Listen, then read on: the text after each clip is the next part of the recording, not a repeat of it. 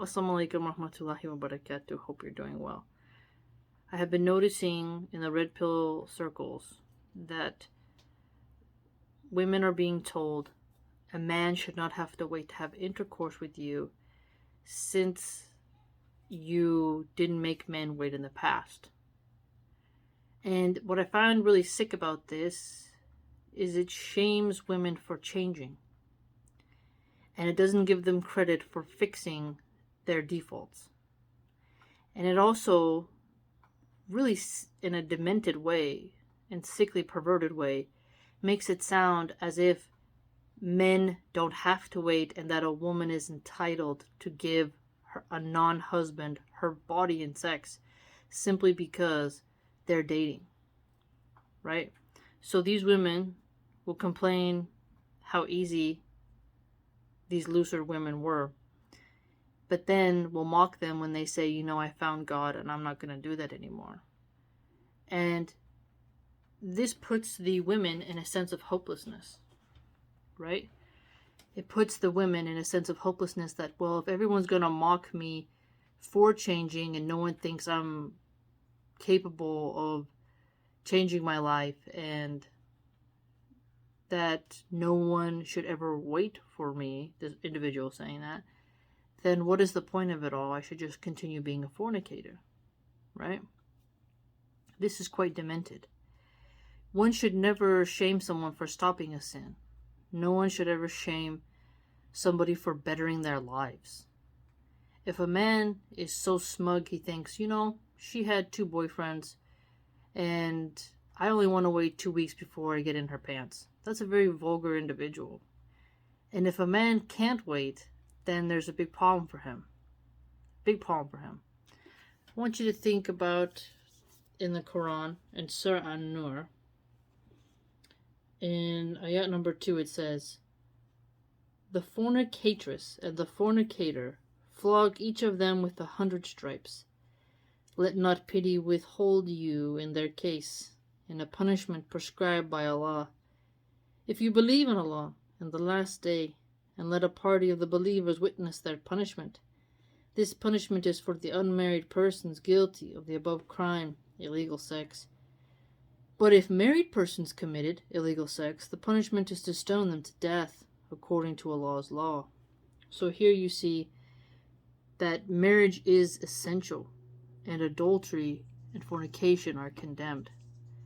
So the sooner a woman stops jumping from bed to bed and opening up for anyone, the better. She may have made mistakes and she can see the light and she can change.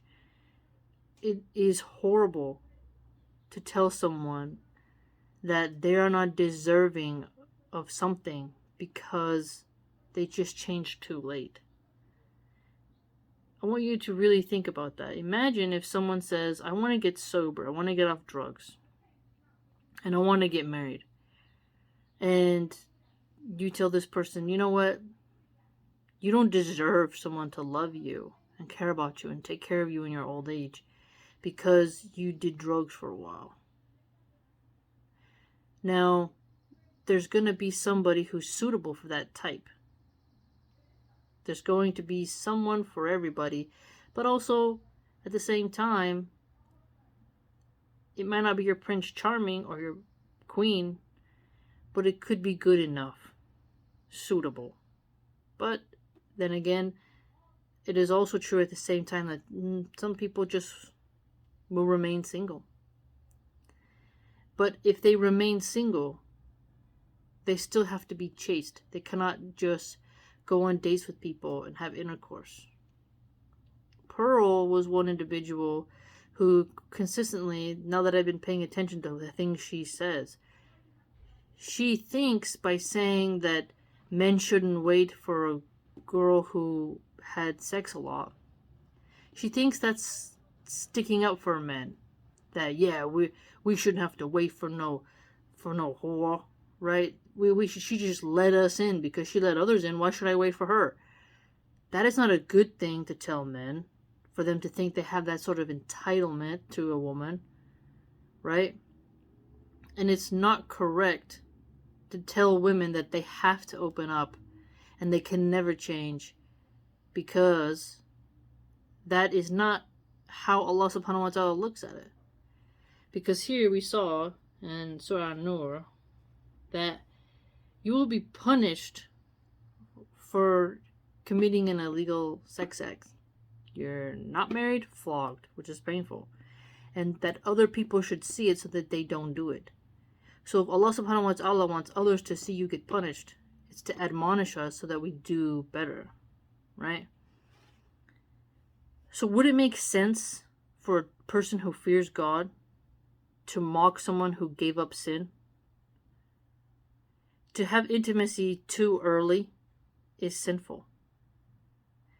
If she was an OnlyFans girl and she deletes it and she moves to another country, starts a new life, and then she ends up getting married, should we mock her and say, you don't deserve to be married because of your past? No, we should never mock marriage. Because what is further fascinating is you have the no-strings marriage people. They don't want to give wives a real position. They want to have a chick they hook up with a hotel in, and who they don't have to be a stepdad towards. They have the women revoke a lot of their rights. All they do is open their legs, and then they get recycled, dumped. It's like a temporary marriage, pretty much. And the women still go to work and live a feministic lifestyle in a lot of ways. So the marriage isn't really becoming Islamic. It's just a means to get in their pants and then cut them off. And then she gets recycled and actually adds to her what they call a body count. So what is more noble?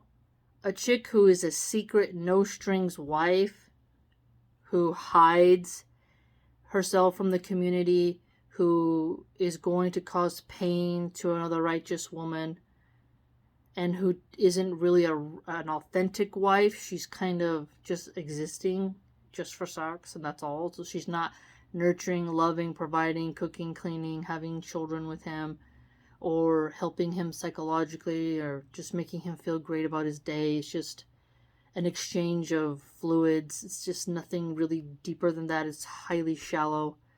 So is that woman better than the one who says, I'm going to give up and I'm going to repent and I'm going to turn to Islam and submission. I'm going to stop all those bad things that I did in the past and then fully commit to a guy, stay home, or let's say she has a part-time job or something, but she fully commits to him and changes her life forever. I would say that the second is better. Because the woman who's breaking up a home, sneaking around, and not fulfilling her true rights as a wife, well, that's worse, isn't it? So how can the men who advocate no-strings marriage mock women who change their life, while they themselves desire women who they just want to use as if she was a prostitute? It's fascinating. It really is, because the hypocrisy is very glaring, and the irony is super thick. But what's really important as well is that we don't make women hopeless. Because when you're trying to give dawah to somebody who's immersed in sin and doesn't even comprehend what it is they're doing, you have to explain to them that there's redemption, there's hope. Think about the hadith where the guy killed 99 people. The monk told him, you can't repent or whatever. Eventually, the guy, he kills someone else. He's on his way to the new land to start a new life. He dies and his heart turns towards the land where he was going to change. The angels dispute. Allah forgives him and whatnot. And that kind of shows you that there has to be a way out. There has to be a way. So is killing somebody worse than a woman having intimacy with 3 people? They're both sins. But if Allah subhanahu wa ta'ala can forgive someone for murder, the snatching of souls, not even mentioning how those people were killed, Surely Allah is most merciful. As we know, He can forgive a woman who had intimacy without being married. And if a woman has had 20 men, at least she didn't kill those 20 men. So you have to look at it in a way of mercy. And we have to make sure that we don't close the door towards social reforms. If you want to mock women who change and make them feel like they are nothing, like they're garbage, no one deserves to wait for them, this is a problem. Now, there is the counterexample as well for Musa when he went to labor and work for at least 8 to 10 years, for a woman who was high quality, and he waited for her. Most men, they argue, don't want to wait beyond 3 months before they feel entitled to a woman's body, at least by American standards. That's why first night hookups are just overly common, and these people are lost in their ways because of cultural conditioning. So you have to have a bit of mercy to some people because they're blind. They're saturated in misguidance. And the way to help these women change is to make them feel there's a better path. And once they're on that path, pointing and laughing at them and making it so they can never get married and have lawful intercourse, that's a problem. Because you have to get married if you want to have any type of intimacy, whether it be hugging, kissing, snuggling, cuddling, someone just sitting with you on the couch. You have to be married. So if you want people to stop doing zina, you have to encourage these women to stop and praise them when they do change. You have to praise them when they change. And telling them, well, men shouldn't wait for you because you had sex before, is basically telling her, you're not worth anything, and he should use you sexually however he wants, and you have no right to tell someone that they can't have you sexually. I don't know if some people realize like that's literally what they're saying. Never help men sexually abuse women. Never help women give away their body in sex so easily. And if you tell women, well, why should he wait when you didn't make others wait? That was then, this is now. And it's better for her, so she can stop making the same mistakes, break the patterns of dysfunction. And she literally has to make him wait if she wants to get married. Islamically. You want to marry someone, you can't say, oh, well, we should just do it, and then we'll get married later, right? I'm going to marry you, so just let me tap it now. Because chances are, that's just a pickup line, and he's going to dip out, and you're going to be embarrassed and got tricked. So the woman literally has to make him wait until marriage, regardless of if she's a virgin. You see what I'm saying? Like a virgin, it's not just that virgins can say, I wait till marriage. Even if you're not a virgin, you still have to be chaste and wait until you're married in order to have intimacy again. Right? Because clearly in the Quran it says here, unmarried and married people will be punished for illegal sex. Adultery and fornication. Adultery is when you're married, fornication is when you're not. Right? And so we have to also remember the ayat that talks about the punishment for those who want to spread illegal sexual intercourse in the land and how they'll be punished. Right? The Quran is quite clear that you are supposed to strive to get married or stay chaste. And Allah guided us to knowledge. Once you get the knowledge, you realize what you did, you repent sincerely, Allah forgives you. You have to let go of the past and move forward. If you wallow in the past, hate yourself, and never try to recover, recuperate, reflect, and reform, how can any type of good come? We have to give people a chance to change and help them stay good. But if a woman decided and she's so motivated to change, and then a red pill, pearly things type and Rollo Tomasi comes out and says, why? You're so low, you're so nothing, you're basically useless. He shouldn't have to wait for the likes of you. That person immediately is going to feel a deep sense of shame and then embarrassment and think, maybe I am trash, I should just let anybody in. And then they committed a sin. But if they wait, imagine if the woman, she wants to get married, the guy doesn't really want to marry her, she's waiting to see if he's serious or not, and instead of just letting him tap it, as they say, she waits, she then dies upon chastity, and then never really gets married, but she was being pure until she could. And then imagine, in that same scenario, she's already said her shahada, Allah's forgiven her sins, and she hasn't fornicated after her shahada, and she was intending to get married, and then she dies before she gets married and after she said her shahada. So her past sins have been forgiven. That is actually good, and they should never be mocked. We can encourage women to reform their lives and to change from the path that is pushed on them from a very young age. You have to have a sense of pity for some women because they don't know what they're doing is bad. Because they've been told to it by the music industry, Hollywood, the liberal politics, and they've never sometimes seen a proper example, and they don't really know how to change, or that they should. And then suddenly they discover religion, they start to learn, their minds open up by the permission of Allah, and then they feel a big sense of haya, they feel a shyness, they feel like, wow, like a veil has been lifted from them. And then they feel a sense of awkwardness. Think about how Adam and Eve felt awkward at their nakedness. They were pure, but then they did something shameful, they disobeyed Allah, and then they realized what they had done.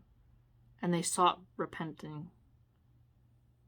And so, if a woman before was mindlessly hooking up, she just felt like that was a hedonistic pagan thing to do, an occultic thing to do, but then later she realizes, oh, you know what?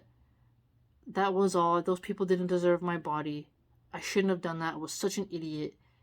I can't believe I did that. And then she goes off trying to help others in her community not do that, or working with troubled teens, and then she reforms herself. That's a good thing. The common phrase of "get thee to a nunnery" that Shakespeare used to say was common, where women who had had a past, they would then become nuns and then become chaste. We should never make fun of someone who has tried to better their life, because if we can't show them mercy and support them on their journey of change, then what good are we actually doing? It's easy to mock people who grew up in immense amounts of sin. It's harder, though, to encourage some on their path to reform. I just want people to realize that we can help women be less lewd in a way that actually keeps their ears open. But if you're really going to sit here and tell women that, like, to their face, why should a man wait for you when you gave it to other people? That is very dangerous language.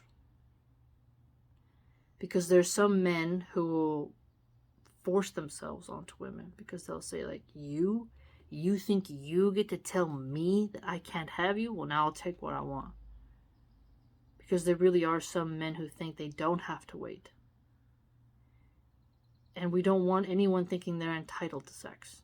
Only a husband and wife have rights upon each other in terms of intimacy. People who are unmarried have zero rights to give to the other person on intimacy. I hope you get that.